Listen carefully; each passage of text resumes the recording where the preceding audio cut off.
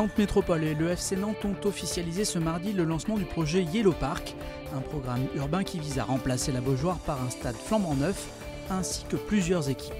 Olivier Caillet.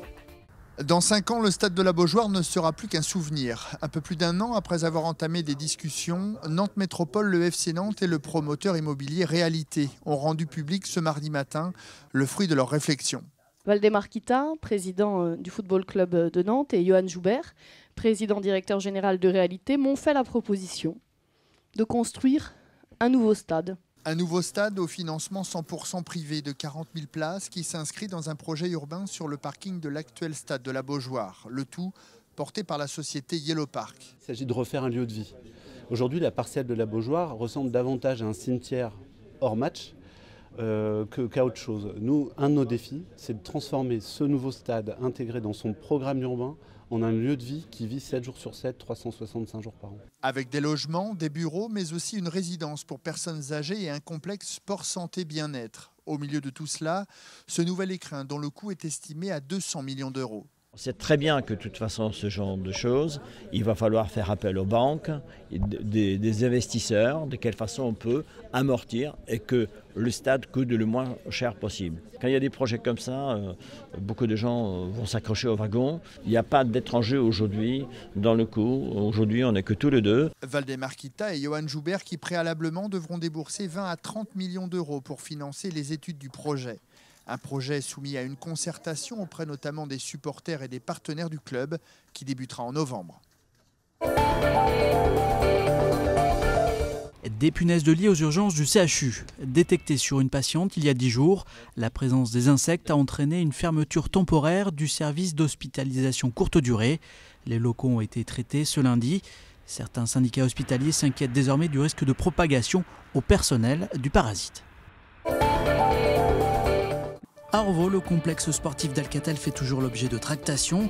Le site de plus de 25 000 m² est en vente sur le Bon Coin, mais la mairie le confirme, elle n'est pas intéressée. C'était une opportunité si le coût global ne dépassait pas, je vais dire, 1,4 million, tout compris. Ça aurait pu être une opportunité. Ce n'est pas le cas. Donc nous, on n'a pas de besoin dans l'immédiat. Donc notre offre, elle n'a pas été retenue, Ça ne nous met pas en difficulté. C'est les comités d'entreprise qui décident de le mettre en vente sur le Bon Coin. C'est vrai que ça nous a surpris. Après, c'est leur choix. Par contre, il faut bien savoir que le site, il est en zone NL. Donc, aucune activité commerciale ne peut être faite sur ce site. Et donc, je pense que les futurs acquéreurs, il faudra qu'ils soient vraiment au courant du règlement et des possibilités à faire sur ce site. À l'appel de la CGT, de FSU, de Solidaire et de l'UNEF, une nouvelle journée d'action syndicale contre la réforme du Code du travail est prévue ce jeudi. 4 cortèges sont annoncés en Loire-Atlantique. Ils s'élanceront à 10h à Ancenis et Saint-Nazaire, 11h à Châteaubriand. À Nantes, le rassemblement est programmé à 14h30, place du Commerce. Conséquence, à Nantes, la mairie met en place un service minimum d'accueil dans les écoles. La liste des établissements concernés est en ligne sur le site de la mairie. Et l'inscription possible mercredi de 9h à 16h par le biais d'Allo Nantes. Autre conséquence à prévoir dans les transports, la SNCF annonce des perturbations sur le réseau à partir de mercredi 19h et jusqu'à vendredi 8h. Plus d'infos sur le site ter.sncf.com/Pays de la Loire. Enfin, du côté de la Sémitane, le réseau fonctionnera normalement, hormis des coupures sur certaines lignes à proximité du parcours de la manifestation.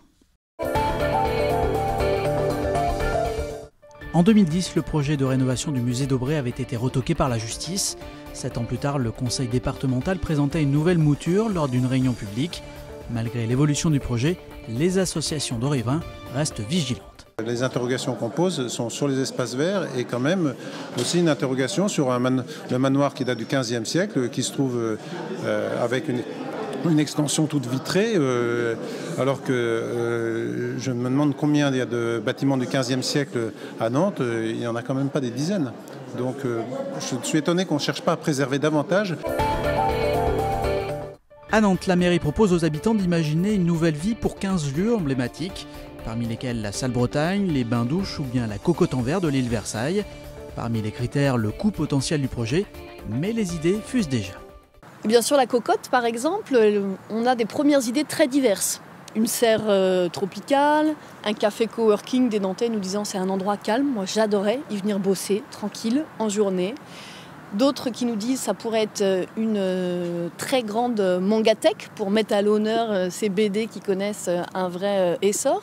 Et puis on a encore un autre petit groupe d'habitants qui nous dit non, il faut en faire un lieu de rencontre des sports nautiques. Donc vous voyez, serre tropicale, mangatech, café coworking et rencontre des sports nautiques, on a là vraiment un foisonnement et c'est ça qui nous intéresse, c'est cette ébullition finalement qu'on va chercher. Après 2 ans de travaux, le centre-ville d'Ancenis a été officiellement inauguré ce week-end pour la plus grande satisfaction des habitants et des commerçants. Même pour les gens qui sont à pied, il y avait vraiment un besoin au niveau des trottoirs, pour les gens qui étaient en poussette ou en fauteuil roulant, il y avait vraiment besoin de faire quelque chose de nouveau et de propre. Une clientèle qui va revenir vers le centre-ville. Et puis je pense que les gens aiment se promener dans le centre-ville d'Ancenis en fait. Et voilà, les commerçants restent aussi dans le centre-ville, c'est important qu'on soit tous serrés et soudés ensemble pour justement que les gens reviennent dans le centre-ville et que ça revive. En plus, il y a la Loire auprès, donc c'est vraiment un beau centre-ville du coup.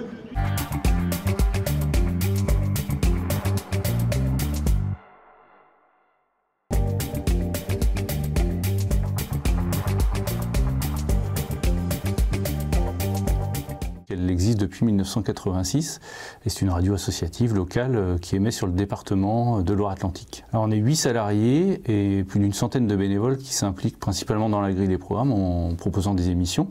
Et puis on a aussi des missions en service civique, des personnes en service civique qui viennent renforcer l'équipe. En plus de l'activité radio de GTFM, on a effectivement des activités de formation professionnelle. Donc on accueille beaucoup de professionnels, en fait, de gens salariés qui viennent se former aux outils de la radio.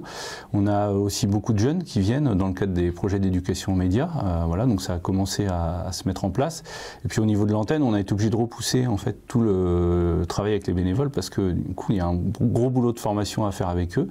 Et donc on se consacre tout le mois de septembre déjà à finir l'installation et puis aussi à les former pour un lancement de l'antenne en intégralité au mois de début octobre.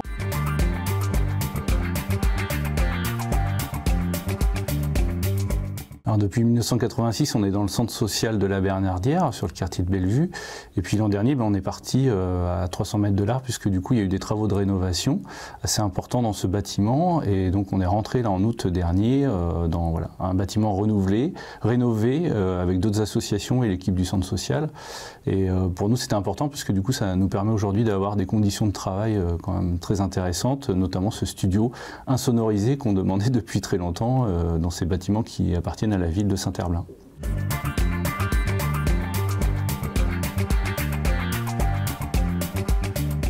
On ne fait pas d'actualité brûlante, enfin d'information, de flash info. On est plutôt sur de l'actualité de la vie locale, politique, sociale, économique, notamment avec des acteurs associatifs. Et en ce moment, il y a beaucoup d'actualités qui les concernent.